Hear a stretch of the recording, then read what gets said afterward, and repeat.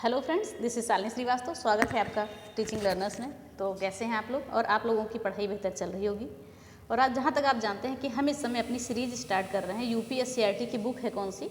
पृथ्वी और हमारा जीवन, कक्षा 6 की बुक है, जिसको हम इस समय रीडिंग कर रहे हैं और साथ में समझ भी रहे हैं। वैसे पढ़ने का क्या, वो तो आप भी पढ़ सकते हैं, लेकिन थोड़ा जब किसी के माध्यम से हम पढ़ते हैं तो चीज़ें ज़्यादा समझ में आती हैं।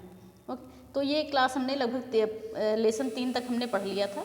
आज हम पढ़ेंगे लेसन 4 को और एक एक करके हम टॉपिक को जल्दी से जल्दी ख़त्म कर देंगे। उसके बाद हम कक्षा 7 का शुरू करेंगे, फिर 8 का, ऐसे ही हम इतिहास को भी पढ़ेंगे पूरा। यानी यूपीएससीईआरटी के लिए आपको चिंता करने की आवश्यकता नहीं है। हम भूगोल, ठीक है, ये पृथ्वी और हमारा जीवन, और आपका इतिहास, ठीक है, इतिहास और साइंस, ये सारी चीज़ों को हम पढ़ेंगे कक्षा 6, 7, 8 सब लेके। अगर मुझे 2, 3, 4, 5, शायद 3, 4, 5 में जो पर्यावरण की बुक है उसको भी हम देखेंगे। थोड़ी सी बुक, थोड़ा सा समय तो लगेगा ही जब हम चीज़ों को शुरू कर रहे हैं, और उसके बाद आप लोग का रिस्पांस भी नहीं आता है तो आदमी डिमोटिवेट हो जाता है। वैसे ही फिर भी आप लोग रिस्पांस देंगे या नहीं देंगे, चीज़ें तो हमें करनी है। तो चलिए हम देखते हैं क्या क्या हमारा हो चुका है और हमें क्या क्या अभी करना है। तो आप देख सकते हैं कि हमने क्या क्या कर लिया है। हमने हमारा सौरमंडल कर लिया है, पृथ्वी और चंद्रमा कर लिया है, ग्लोब में अक्षांश और देशांतर भी कर लिया है। आई होप आपको समझ में आई होंगी चीज़ें। आज हम पार्ट 4 करेंगे, पृथ्वी की गतियाँ। देखिए थोड़ा सा टॉपिक लंबा है, इसलिए वीडियो भी लंबी बन सकती है आपकी, ओके, क्योंकि चीज़ों को हम समझ समझ के पढ़ेंगे तो हमें थोड़ा सा समय लग सकता है। तो चलिए हम आते हैं सीधे पार्ट 4 पे, और इसकी PDF आज टेलीग्राम पे डाल दी जाएगी। और हमने इससे पहले अगर आपने देखा होगा तो हमने बाल विकास की भी PDF आपकी टेलीग्राम पे डाल दी है। चलिए हम आते हैं सीधे चैप्टर पे। ये आता है हमारा चैप्टर नंबर 4, पृथ्वी की गतियाँ। ओके, तो चलिए अब हम पढ़ते हैं पृथ्वी की गतियों के बारे में। तो हम देखते हैं क्या लिखा हुआ है कि आपको मालूम है कि जिस पृथ्वी पर बैठकर आप पढ़ रहे हैं या खेल रहे हैं, ठीक है, या घूम रहे हैं, जो भी कर रहे हैं, तो वह पृथ्वी लगातार आपकी घूम रही है और हमें इसका एहसास भी नहीं होता है कि पृथ्वी कैसे घूमती है। देखिए पृथ्वी हमेशा क्या है, लगातार घूमती रहती है, लेकिन हमें ये चीज़ें नहीं पता चल पाती हैं कि पृथ्वी घूम रही है, ठीक है। तो ये सारी चीज़ें होती हैं। तो हम पता करेंगे कि पृथ्वी कैसे घूमती है। तो क्या पता करते हैं, हमारे सौरमंडल के सभी 8 ग्रह अपनी अक्ष यानी एक्सिस पर लट्टू की भांति घूमते हुए अपनी अपनी कक्षा यानी ऑर्बिट में सूर्य की परिक्रमा करते हैं। हम पिछले चैप्टर में हम पढ़ चुके हैं कि जितने भी ग्रह हैं वो अपने अक्ष से सूर्य की परिक्रमा करते हैं। तो वही बात यहाँ पर कही गई है कि हमारे सौरमंडल के सभी 8 ग्रह अपनी अक्ष पर लट्टू की भांति घूमते हुए अपनी अपनी कक्षा में सूर्य की भी परिक्रमा करते हैं। इसी प्रकार पृथ्वी भी अपनी धुरी पर घूमते हुए सूर्य के चारों ओर परिक्रमा करती है। ऐसे ही पृथ्वी भी अपने धुरी पर घूमते हुए चारों ओर सूर्य की परिक्रमा करती है, ठीक है। तो यदि आप भी एक लट्टू नचा कर देखिए कि कैसे नाचता है, आप अनुभव कर सकते हैं। तो ये सारी चीज़ें आपको करने वाली चीज़ें नहीं हैं, अब जो करना था आप कर चुके। चलिए अब देखते हैं। ये देखिए आपकी पृथ्वी है, यहाँ पर आप देख सकते हैं कि ये आपकी गोल पृथ्वी है पूरी, और ये ऊपर आपकी कर्क रेखा है, ये विषुवत रेखा है, ये मकर रेखा, इसके बारे में हमने जान लिया है। और ये आपका उत्तरी ध्रुव है, ये दक्षिणी ध्रुव है। कर्क रेखा 23.5 डिग्री और मकर रेखा 23.5 डिग्री, ठीक है, और विषुवत रेखा 0 डिग्री। तो ये सारी चीज़ें आप जानते हैं। तो चलिए हम जो इसमें लिखा हुआ है वो चीज़ भी देख लेते हैं। तो जैसे ये हमारी पृथ्वी बनी हुई है, ये हमारा दक्षिणी ध्रुव है और ये हमारा उत्तरी ध्रुव है, ठीक है। और ये पृथ्वी का कक्षीय समतल है, ये जो डॉट डॉट डॉट करके लाइन बनी हुई है। और हम बात करेंगे पृथ्वी के कक्षीय समतल पर लंब पड़ा हुआ है ये, ठीक है, ये लंब पड़ा हुआ है। तो ये सारी चीज़ें हैं। तो पृथ्वी का अक्ष व कक्षा तल है। फिर आगे हम जानते हैं क्या चीज़ें हैं।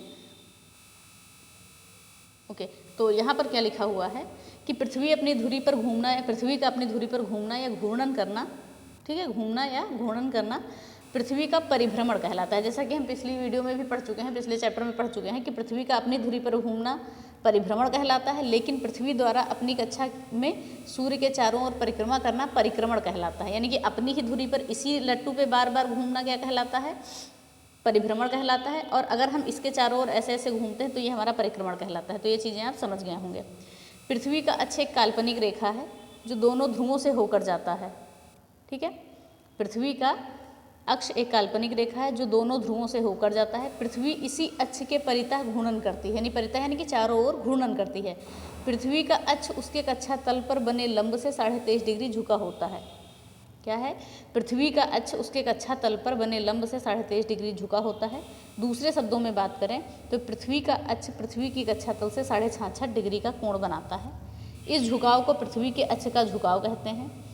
और इस अक्ष के उत्तरी सिरे पर उत्तरी ध्रुव और दक्षिणी सिरे पर दक्षिणी ध्रुव है। ठीक है, तो ये सारी चीज़ें होंगी जो कि अभी हमने ऊपर बात कर ली है। अब हम देखते हैं आगे कि पृथ्वी की दैनिक गति या परिभ्रमण, इसे कैसे समझेंगे।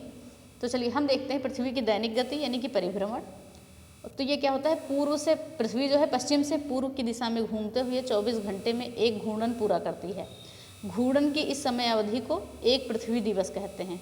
एक पृथ्वी दिवस इंपॉर्टेंट है, देखिएगा क्या होता है कि पृथ्वी पश्चिम से पूर्व दिशा में घूमते हुए 24 घंटों में एक घूर्णन पूरा करती है, और ये जो समयावधि पूरी होती है घूर्णन करने की, इसको हम पृथ्वी दिवस कहते हैं।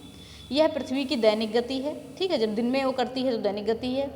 इस गति के कारण ही दिन और रात होते हैं। अगर पूछा जाए कि दिन और रात किस कारण होते हैं, तो पृथ्वी की दैनिक गति के कारण दिन और रात होते हैं। सूर्य, चंद्रमा आदि आकाशीय पिंड पूर्व से पश्चिम पृथ्वी के घूर्णन के विपरीत की बात करें तो गति करते हुए दिखाई देते हैं। सूर्य और चंद्रमा जो है ये आकाशीय पिंड है, पूर्व से पश्चिम की ओर घूमते हैं, और पृथ्वी जो है पश्चिम से पूर्व की दिशा की ओर घूमती है। ठीक है, फिर आगे हम देखते हैं कि पृथ्वी सूर्य से प्रकाश एवं ऊष्मा प्राप्त करती है। पृथ्वी का आकार गोल होता है लगभग। ठीक है, इसलिए एक समय में इसके आधे भाग पर ही सूर्य का प्रकाश पड़ता है। ये आप देख रहे होंगे कि एक समय में आधे भाग पर ही सूर्य का प्रकाश पड़ता है। सूर्य की ओर वाले भाग में दिन होता है तथा सूर्य के विपरीत वाले भाग में रात होती है। यानी कि जिस भाग में सूर्य का ये प्रकाश पड़ रहा है इधर दिन होगा, और जिधर नहीं पड़ पा रही है इसकी छाया उधर क्या होगा, रात होगी। ठीक है, तो पृथ्वी यानी ग्लोब पर जो वृत्त दिन और रात को विभाजित करता है उसे प्रकाश वृत्त कहते हैं या प्रदीप्ति वृत्त कहते हैं। ठीक, तो कहने का मतलब क्या है कि पृथ्वी या ग्लोब पर जो वृत्त दिन रात को विभाजित करता है उसे प्रकाश वृत्त कहते हैं या प्रदीप वृत्त कहते हैं। ठीक है, तो ये चीज़ें हो गई। अब दिया है यहाँ पर, आइए करके देखें। तो ये करके देखना हम लोगों को नहीं है, ये बच्चों के लिए प्रैक्टिकल है ये बुक में। अब देखते हैं पृथ्वी की घूर्णन गति का प्रभाव। तो पृथ्वी की घूर्णन गति के कारण क्या क्या हैं, क्रमशः दिन और रात होते हैं। पृथ्वी जी की घूर्णन गति से क्या होते हैं, दिन और रात होते हैं, ये घूर्णन का कारण है। सूर्य, चंद्रमा आदि आकाशीय पिंड पूर्व दिशा से पश्चिम दिशा की ओर गति करते हुए प्रतीत होते हैं। तो सूर्य, चंद्रमा कैसे गति करते हैं, पूर्व से पश्चिम दिशा की ओर, और जबकि पृथ्वी कैसे करती है, पश्चिम से पूर्व की ओर करती है। ठीक है, ये चीज़ें आप जान गए। अब देखते हैं पृथ्वी की वार्षिक गति या परिक्रमण किसे कहते हैं। अभी हमने परिभ्रमण जाना यानी कि दैनिक गति, अब हम देखेंगे वार्षिक गति यानी कि परिक्रमण। तो पृथ्वी अपने धुरी पर घूमने के साथ साथ दीर्घ वृत्ताकार कक्षा में सूर्य के चारों ओर परिक्रमा भी करती है। ठीक है, और यह 365 सही 1/4 दिन यानी कि 365 दिन 6 घंटे में सूर्य की एक परिक्रमा पूरा करती है। ये पूरा 1 वर्ष का समय लगता है सूर्य की परिक्रमा करने में। यह पृथ्वी की परिक्रमण गति कहलाती है। तो ये कहा गया, हमने अभी देखा कि क्या कहा गया है कि जो दिन में जो भ्रमण करती है वो परिभ्रमण होती है एक धुरी पर, और जो सूर्य के चारों ओर घूमती है वो परिक्रमण होती है। और परिक्रमण को वार्षिक गति भी कहते हैं, ये चीज़ आप जान गए होंगे। सामान्यतः 1 वर्ष में 365 दिन होते हैं। प्रत्येक वर्ष के अतिरिक्त 6 घंटे हर चौथे वर्ष में, ठीक है, एक अतिरिक्त दिन 24 घंटा के रूप में जोड़ दिया जाता है। क्या कहा गया है कि प्रत्येक वर्ष अतिरिक्त 6 घंटे, हर वर्ष क्या है अतिरिक्त 6 घंटे, और हर चौथे वर्ष एक अतिरिक्त 24 घंटा, अतिरिक्त दिन यानी कि 24 घंटा के रूप में जोड़ दिया जाता है। इसलिए यह चौथा वर्ष 366 दिन का हो जाता है। इसलिए इसे अधिवर्ष कहते हैं यानी कि लीप ईयर कहते हैं। लीप ईयर में आप जानते हैं कि फरवरी 29 की हो जाती है, तो वो एक दिन जो एक्स्ट्रा होता है ये वो है। कहा गया कि 6 घंटे हर वर्ष होते हैं, और चौथे वर्ष जो है 6 चौके 24 यानी कि 24 घंटे यानी कि एक दिन ऐड हो जाता है। वैसे सामान्यतः एक वर्ष में 365 दिन होते हैं, लेकिन लीप ईयर में जो है अधिवर्ष में 366 दिन हो जाते हैं। अधिवर्ष में फरवरी 28 माह के बजाय 29 की होती है। ठीक है, तो ये चीज़ें हो गई। फिर आगे हम देखते हैं, हमें कभी गर्मी लगती है तथा कूलर और पंखे का सहारा लेना पड़ता है, तथा कभी भीषण ठंड में आग तापनी पड़ती है। कभी दिन सुहावने होते हैं तो कभी वर्षा से बचाव के लिए छतरी का प्रयोग किया जाता है। आगे देखते हैं क्या है करना पड़ता है, ऐसा क्यों होता है। तो इन सभी चीज़ों के बारे में फिर से हम जानते हैं। तो लिखा हुआ है कि पृथ्वी सूर्य के चारों ओर दीर्घ वृत्ताकार पथ पर परिक्रमा करती है। पृथ्वी सूर्य के चारों ओर दीर्घ वृत्ताकार पथ पर परिक्रमा करती है। पृथ्वी के अपने अक्ष पर 23.5 डिग्री झुके होने और सूर्य के चारों ओर चक्कर लगाने के कारण ऋतु परिवर्तन होते हैं। ऋतु परिवर्तन क्यों होते हैं कि जब पृथ्वी अपने अक्ष पर 23.5 डिग्री झुकी हुई है और सूर्य के चारों ओर चक्कर लगाती है, तो इसी कारण क्या होता है, ऋतु परिवर्तन होता है। तो सूर्य से पृथ्वी की औसत दूरी लगभग 15 करोड़ किलोमीटर है। सूर्य से पृथ्वी की औसत दूरी लगभग 15 करोड़ किलोमीटर है, जो बदलती रहती है। ठीक है, जो बदलती रहती है क्योंकि परिक्रमा करने के कारण क्या है, दूरी घटती बढ़ती रहती है। तो 3 जनवरी को पृथ्वी सूर्य से अधिक निकट होती है, इस स्थिति को उपसौर कहते हैं। तो जब सूर्य पृथ्वी के निकट होता है उस स्थिति को उपसौर कहते हैं, ठीक है। और जब 4 जुलाई को पृथ्वी सूर्य से सर्वाधिक दूर होता है इस स्थिति को अपसौर कहते हैं। तो ये क्वेश्चन आपका बनता है कि अपसौर की स्थिति कब होती है, 4 जुलाई को, और उपसौर की स्थिति कब होती है, 3 जनवरी को। तो 3 जनवरी को सूर्य जो है पृथ्वी से सर्वाधिक निकट होता है और 4 जुलाई को सबसे ज़्यादा दूर होता है। तो ये आप स्पष्ट कर सकते हैं कि आप जान सकते हैं कि 3 जनवरी को सूर्य सर्वाधिक निकट होता है और 4 जुलाई को सबसे दूर होता है। तो ये चीज़ें हो गई उपसौर और अपसौर। आपने अनुभव किया होगा कि प्रातः एवं सायंकाल की तुलना में दोपहर को सूर्य के प्रकाश एवं ऊष्मा में अधिक तीव्रता होती है। ये तो जाहिर सी बात हम लोग जानते हैं, दोपहर में ज़्यादा गर्मी है। दोपहर में सूर्य की किरणें सीधी पड़ती हैं तथा प्रकाश कम क्षेत्र में फैलता है, इसलिए प्रकाश की तीव्रता अधिक होती है। इसी प्रकार प्रातः एवं सायंकाल में पृथ्वी की किरणें तिरछी पड़ती हैं, ठीक है। जब प्रातः है और सायंकाल में जो पृथ्वी पर सूर्य की किरणें तिरछी पड़ती हैं और दोपहर में एकदम सीधी पड़ती हैं तथा प्रकाश का अधिक प्रकाश जो है अधिक क्षेत्र में फैलता है, इसलिए इस प्रकाश की तीव्रता दोपहर की तुलना में कम होती है। तो इसे भी जानिए, कुछ चीज़ें और जानिए। सूर्यातप किसे कहते हैं? सूर्य से प्रकाश व ऊष्मा के रूप में प्राप्त ऊर्जा सूर्यातप कहलाते हैं। सूर्य से जो ऊर्जा हम प्राप्त करते हैं उसे क्या कहते हैं? सूर्यातप कहते हैं। और यहाँ पे आप देख रहे होंगे कि जैसे उपसौर और अपसौर की बात की गई है, क्या कहा गया है कि सीधी सतह पर टार्च का प्रकाश तेज तथा कम क्षेत्र में फैलता है। तो अगर हम सीधी सतह पर टार्च का प्रकाश ले जाते हैं तो वो क्या होता है? कम क्षेत्र में और तेज फैलता है। और जबकि तिरछी सतह पर टार्च का प्रकाश जो है कम तेज और अधिक क्षेत्र में फैलता है। तो ये स्थिति कौन सी हो जाती है? सुबह शाम वाली, और ये दोपहर वाली स्थिति, ठीक है। चलिए आगे देखते हैं। अब हम बात करते हैं आगे कि पृथ्वी के अक्ष का झुकाव वर्ष भर एक ओर ही रहता है, ठीक है, एक ही ओर रहता है। पृथ्वी के अक्ष के झुकाव और सूर्य के चारों ओर परिक्रमा के कारण ऋतु परिवर्तन होते हैं, ठीक है। पृथ्वी का अपने अक्ष पर झुकाव और सूर्य के चारों तरफ परिक्रमा के कारण ही ऋतु परिवर्तन होते हैं। यदि पृथ्वी अपने अक्ष पर न झुकी होती तो परिक्रमण गति के बावजूद ऋतु परिवर्तन नहीं होता। तो सीधा मेन कारण यह है कि पृथ्वी अपने अक्ष पर झुकी हुई है, अगर नहीं झुकी होती तो ये ऋतु परिवर्तन नहीं होता। वर्ष भर दिन रात समान अवधि 12-12 घंटे के होते हैं, ये आप जानते हैं। तो आइए क्या है करके सीखें, कुछ दिया हुआ है तो ये हमें करने की आवश्यकता नहीं है। चलिए एक बार देख लेते हैं। एक ही दिशा में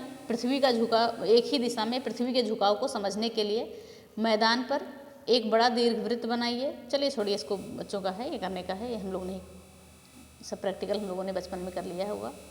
चलो अब देखते हैं ऋतु परिवर्तन क्या है। तो ऋतु परिवर्तन की बात करें तो पृथ्वी के अपने अक्ष पर 23.5 डिग्री झुके होने के कारण वर्ष भर सूर्य कर्क रेखा और मकर रेखा के मध्य गति करता प्रतीत होता है। कहने का क्या मतलब है कि जब पृथ्वी जो है अपने अक्ष पर 23.5 डिग्री झुकी हुई है तो इसी कारण सूर्य जो है कर्क रेखा और मकर रेखा, हमने ये देखा था, ये जो पृथ्वी थी हमारी बीच में रेखा थी, ऊपर हमारी कर्क रेखा थी, नीचे मकर रेखा थी, ठीक है। तो ये कर्क रेखा थी हमारी और ये मकर रेखा थी। तो इसमें क्या हुआ, क्या कहा गया है कि मध्य में सूर्य इसके मध्य में ही गति किया करता है, ऐसे घूमता रहता है। अर्थात यह वर्ष के 6 माह उत्तरी गोलार्ध में और 6 माह दक्षिणी गोलार्ध में अधिक सूर्यातप प्रदान करता है। तो क्या कह रहे हैं कि ये जो पृथ्वी है हमारी, ये ऊपर ये कर्क रेखा है, ये नीचे मकर रेखा है, तो इसमें 6 माह इधर रहता है, 6 माह इधर रहता है, ठीक है, ये कहा गया है यहाँ पर। अब देखिए, अब कुछ इंपॉर्टेंट चीज़ें आई हैं जो आपके एग्जाम में पूछी जाती हैं। ध्यान से देखिए, 21 जून को कर्क रेखा पर सूर्य जो है सीधे चमकता है। इंपॉर्टेंट है, लिख लीजिएगा, चाहे इसको याद रखिएगा कि 21 जून को कर्क रेखा पर सूर्य सीधा चमकता है। इस स्थिति को सूर्य का उत्तरायण होना या ग्रीष्म संक्रांति कहते हैं, ठीक है। तो 21 जून को ग्रीष्म संक्रांति कहते हैं या सूर्य का उत्तरायण होना कहते हैं। इस समय कर्क रेखा पर सर्वाधिक सूर्यताप प्राप्त होता है, यानी सूर्य का सबसे ज़्यादा ताप होता है कर्क रेखा पर। उत्तरी गोलार्ध में आर्कटिक वृत्त के उत्तर पूरे भाग में दिन होता है और इसी प्रकार दक्षिणी गोलार्ध में अंटार्कटिक वृत्त के पूरे दक्षिण भाग में रात होती है। इस समय उत्तरी गोलार्ध में ग्रीष्म ऋतु तथा दक्षिणी गोलार्ध में शीत ऋतु होती है। तो सीधे सीधे आप देख लीजिए क्या कहा गया है कि जब ऐसा समय होता है तो क्या होता है, इस समय कर्क रेखा पर सर्वाधिक सूर्यताप होता है। उत्तरी गोलार्ध में आर्कटिक वृत्त के उत्तर में आर्कटिक वृत्त है, उसके उत्तर में उत्तर के भाग में दिन होता है और दक्षिण में क्या होती है, दक्षिण में गोलार्ध में अंटार्कटिक वृत्त के दक्षिण पूरे भाग में रात होती है। इस समय उत्तरी गोलार्ध में ग्रीष्म ऋतु और दक्षिणी में शीत ऋतु होती है। ओके, तो जब जहाँ सूर्य होगा वहाँ गर्मी होगी। तो ये देखिए आपका लिखा हुआ है ये आपका बीच में सूर्य बना हुआ है, ध्यान से देखिएगा इसको। ये आपका क्या है, सूर्य है, ठीक है। ये आपका दक्षिणी ध्रुव है, ये आपका उत्तरी ध्रुव है, ठीक है। ये उत्तरी ध्रुव इसके सापेक्ष में हम बता रहे हैं, सूर्य का नहीं बता रहे हैं, ठीक है। उत्तरी ध्रुव है और ये मकर वृत्त हो गया आपका, और ये क्या हो गया, कर्क वृत्त हो गया, मकर वृत्त कर्क वृत्त, और ये मकर वृत्त हो गया। इसका भी उत्तरी दक्षिणी ध्रुव बताया गया है, इसका भी उत्तरी दक्षिणी और इसका भी उत्तरी दक्षिणी, यानी सारी चीज़ों का बताया गया है। तो अब सीधे जो हमें यहाँ पर बात करनी है, बात ये करनी है 21 जून, ठीक है, 21 जून, और इधर 22 दिसंबर, और इधर 21 मार्च, और इधर 23 सितंबर, ठीक है। तो क्या है, 21 जून को ग्रीष्म ऋतु होती है। ये देखते हैं 23 सितंबर को दिन और रात बराबर होता है, क्या होता है, 23 सितंबर को दिन और रात बराबर होता है। 22 दिसंबर को शीत ऋतु, 21 जून को ग्रीष्म ऋतु, और जो है 21 मार्च को भी दिन रात बराबर होते हैं। तो 21 मार्च और 23 सितंबर को दिन रात बराबर होते हैं, बस ये आपको याद रखना है, ठीक है। आगे देखते हैं।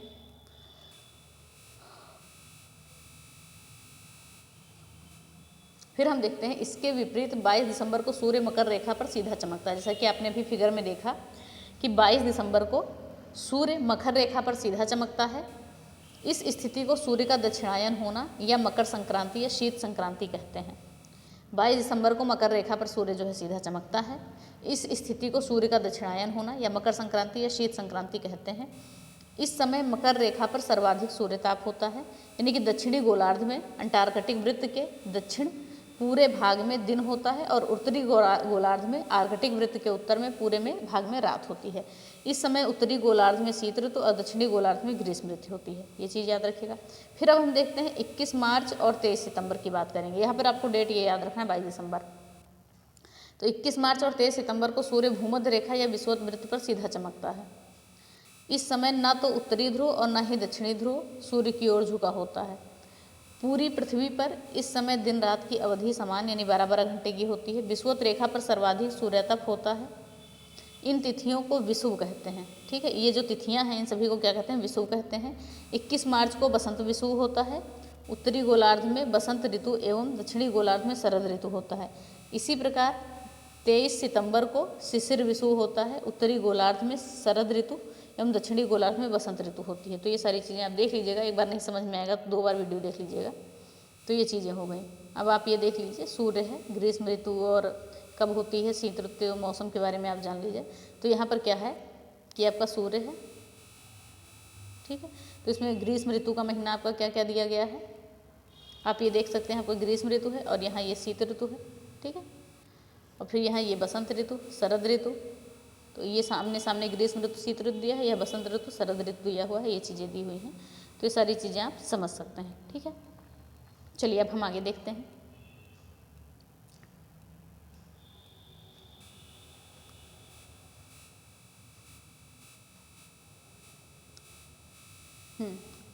इसे भी जानिए। 21 मार्च से 23 सितंबर के मध्य, ध्यान से सुनिएगा, मध्य उत्तरी ध्रुव सूर्य की ओर झुका होता है। यह झुकाव 21 जून को अधिकतम होता है। इस अवधि में उत्तरी ध्रुव पर दिन और दक्षिणी ध्रुव पर रात होती है। इसी प्रकार 23 सितंबर से 21 मार्च के मध्य दक्षिणी ध्रुव सूर्य की ओर झुका होता है। यह झुकाव 22 दिसंबर को अधिकतम होता है।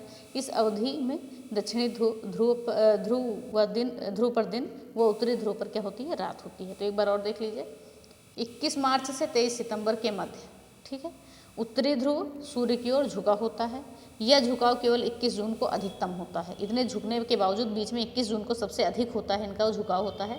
इस अवधि में उत्तरी ध्रुव पर दिन और दक्षिणी ध्रुव पर रात होती है। इसी प्रकार 23 सितंबर से 21 मार्च के मध्य दक्षिणी ध्रुव पर सूर्य झुका होता है। दक्षिणी ध्रुव जो है सूर्य की ओर झुका होता है। यह झुकाव 22 दिसंबर को अधिकतम होता है और इस अवधि में दक्षिणी ध्रुव पर दिन और उत्तरी ध्रुव पर रात होती है, ठीक है। तो ये चीज़ें आप जान लिए। अब दिन और रात की अवधि के बारे में हम जानते हैं। आपने अनुभव किया होगा कि गर्मियों में दिन लंबा होता है और रातें छोटी होती हैं। इसके विपरीत जाड़े में रातें बड़ी होती हैं और दिन छोटा होता है, ठीक है। तो 21 जून की स्थिति में ग्लोब के प्रदीप्ति वृत्त को ध्यान से देखिए। और हम जैसे जैसे भूमध्य रेखा से उत्तरी ध्रुव की ओर बढ़ते हैं, प्रकाश वृत्त अधिक समय क्षेत्र पर फैलता जाता है। इसलिए हम जैसे जैसे उत्तर की ओर बढ़ जाते हैं तो दिन की अवधि लंबी और रातें छोटी होने लगती हैं। 22 दिसंबर को इसकी उलट स्थिति हो जाती है। अब आप बताएं कि 22 दिसंबर को कैसी स्थिति होती है। ये चीज़ें भी हम पीछे जान चुके हैं, ठीक है। चलिए अब आगे क्या देखते हैं। आगे देखते हैं दक्षिणी गोलार्ध में स्थितियाँ इसके विपरीत होती हैं। वहाँ पर 21 जून को दिन की छोटी अवधि और 22 दिसंबर को दिन की लंबी अवधि होती है, ठीक है। तो एक बार और हम इस लाइन को पढ़ते हैं। दक्षिणी गोलार्ध में स्थितियाँ इसके विपरीत होती हैं, अर्थात वहाँ 21 जून को दिन छोटी अवधि का और 22 दिसंबर को दिन लंबी अवधि का होता है। यहाँ क्षितिज क्या होता है इसको भी हम देख लेते हैं। हॉरिजॉन, जहाँ पृथ्वी एवं आकाश मिलते हुए दिखाई देते हैं उसे क्षितिज कहते हैं, ठीक है। अब देखते हैं पृथ्वी ताप कटिबंध क्या है। कर्क रेखा और मकर रेखा के बीच सभी अक्षांशों पर मध्याह्न का सूर्य वर्ष में कम से कम एक बार ठीक सिर के ऊपर होता है। कर्क रेखा और मकर रेखा के बीच सभी अक्षांशों पर मध्याह्न का सूर्य वर्ष में कम से कम एक बार सिर के ठीक ऊपर होता है, इसलिए यह सूर्य से सर्वाधिक सूर्यातप प्राप्त करता है। इसलिए इसे क्या कहते हैं, अतः इसे कहते हैं उष्ण कटिबंध यानी ट्रॉपिकल जोन कहते हैं। फिर आगे क्या है। कर्क रेखा के उत्तर और मकर रेखा के दक्षिण में मध्याह्न का सूर्य कभी भी सिर के ठीक ऊपर नहीं चमकता है। ध्रुवों की ओर जाने पर सूर्य की किरणों का तिरछापन बढ़ता जाता है, जिससे उत्तरी गोलार्ध में कर्क रेखा और आर्कटिक वृत्त एवं दक्षिणी गोलार्ध में मकर रेखा अंटार्कटिक वृत्त के बीच मध्यम तापमान रहता है, ठीक है। इस क्षेत्र को शीतोष्ण कटिबंध कहते हैं, ठीक है। एक बार और हम इसको जान लेते हैं। कर्क रेखा के उत्तर और मकर रेखा के दक्षिण में मध्याह्न का सूर्य कभी भी सिर के ऊपर नहीं चमकता है, ठीक है। और ध्रुवों की ओर जाने पर सूर्य की किरणों का तिरछापन बढ़ता जाता है, जिससे उत्तरी गोलार्ध में कर्क रेखा और आर्कटिक वृत्त, ठीक है, कर्क रेखा और आर्कटिक वृत्त एवं दक्षिणी गोलार्ध में मकर रेखा और आर्कटिक वृत्त के बीच मध्य तापमान रहता है। इस क्षेत्र को शीतोष्ण कटिबंध कहते हैं। फिर आगे हम देखते हैं। ये देखिए यहाँ पर क्या लिखा हुआ है आपका। ये आपकी विषुवत रेखा हो गई 0 डिग्री की, और ये जो पार्ट आपका है, ये पार्ट इसके बीच का, इसे उष्ण कटिबंध कहेंगे और इसे हम कहेंगे, ठीक है, ये उष्ण कटिबंध का क्षेत्र है। फिर इधर दक्षिण शीतोष्ण, इधर उत्तरी शीतोष्ण, कर्क रेखा, मकर रेखा, ये सारी चीज़ें आप जान ही गए। और इसको उत्तरी शीत कटिबंध, इसको दक्षिणी शीत कटिबंध कहेंगे। तो यानी कि इधर की चीज़ें उत्तर और इधर की चीज़ें दक्षिण, तो ये होता है। फिर आगे हम देखते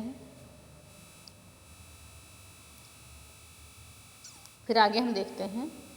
उत्तरी गोलार्ध में आर्कटिक वृत्त के उत्तर और दक्षिणी गोलार्ध में अंटार्कटिक वृत्त के दक्षिण के क्षेत्रों में बहुत ठंड होती है। यहाँ सूर्य कभी भी क्षितिज से ज़्यादा ऊपर नहीं दिखाई देता है। इस क्षेत्र को शीत कटिबंध कहते हैं। तो ये हो गया। एक बार और देख लेते हैं क्या कहा गया है। उत्तरी गोलार्ध में आर्कटिक वृत्त के उत्तर और दक्षिणी गोलार्ध में अंटार्कटिक वृत्त के दक्षिण के क्षेत्रों में बहुत ठंड होती है। यहाँ सूर्य कभी भी क्षितिज से ज़्यादा ऊपर नहीं दिखाई देता है। इस क्षेत्र को शीत कटिबंध कहते हैं। तो ये हो गया आपका चैप्टर खत्म, पृथ्वी की गतियाँ। तो ये सारी चीज़ें आ गई हैं। 1-2 बार वीडियो आप देख लीजिएगा तो सारी चीज़ें सारी चीज़ें आपको समझ में आ जाएंगी। तो ये थोड़ी सी शब्दावली है, इनको भी देख लेते हैं। देखिए यहाँ पर शब्दावली में क्या पूछा गया है कि कर्क संक्रांति यानी कि उत्तर अयनांत किसे कहते हैं। ये कब होती है, 21 जून को होती है कर्क संक्रांति। तो बात करेंगे हम, 21 जून को शायद नहीं होती, देख लीजिए इसको। उत्तरी गोलार्ध के सूर्य की ओर झुके होने के कारण 21 जून को इस क्षेत्र में सबसे लंबा दिन होता है। तो यानी 21 जून को जो है सबसे लंबा दिन होता है। तो ये याद रखें। फिर से एक बार देख लेते हैं। कर्क संक्रांति उत्तरी गोलार्ध के सूर्य की ओर झुके होने के कारण 21 जून को इस क्षेत्र का सबसे लंबा दिन होता है। फिर आगे हम देखते हैं मकर संक्रांति यानी कि दक्षिण अयनांत।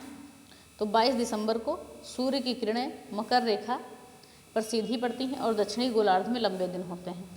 तो 22 दिसंबर को मकर रेखा पर सूर्य की किरणें सीधी पड़ती हैं और दक्षिणी गोलार्ध में लंबे दिन होते हैं। और विषुव की बात करें तो 21 मार्च एवं 23 सितंबर को सूर्य की किरणें विषुवत वृत्त पर सीधी पड़ती हैं। दिन और रात बराबर होते हैं। इसी स्थिति को क्या कहते हैं, विषुव कहते हैं। तो ये हो गया आपका चैप्टर खत्म। आप देख सकते हैं ये हमारा चैप्टर खत्म हो गया। देखिए उपसौर कब होता है। उपसौर होता है 3 जनवरी को। बसंत विषुव कब होता है, 21 मार्च को। अपसौर होता है 4 जुलाई को। शिशिर विषुव होता है 23 सितंबर को। तो ये चीज़ें आप याद रखिएगा। तो ये सारी चीज़ें हो गई, आपका ये चैप्टर खत्म हो गया। अब हम आगे देखते हैं। तो आगे हमारा अगला चैप्टर हमारा मानचित्रण, इसको भी हम देखेंगे।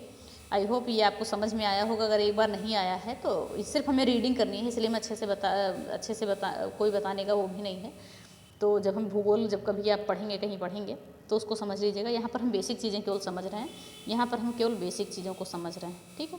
तो चलिए ये क्लास हम इसी पे ख़त्म करते हैं, और ज़्यादा से ज़्यादा शेयर करिए, क्योंकि ये क्लास आपके लिए बहुत इंपॉर्टेंट है। वो चाहे आप वीडियो देंगे, चाहे यूपी टेट देंगे, चाहे स्टेट देंगे, चाहे जो भी देंगे, जहाँ भी भूगोल आपका आता होगा वहाँ के लिए इंपॉर्टेंट है। जीएस या पर्यावरण मान लेते हैं एक ही में हो जाता है आपका, ये भूगोल और पर्यावरण, तो ये सारी चीज़ें हैं। तो वीडियो को ज़्यादा से ज़्यादा शेयर करिए, लाइक करिए और सब्सक्राइब करें, बेल आइकन दबाना ना भूलें। धन्यवाद, जय हिंद।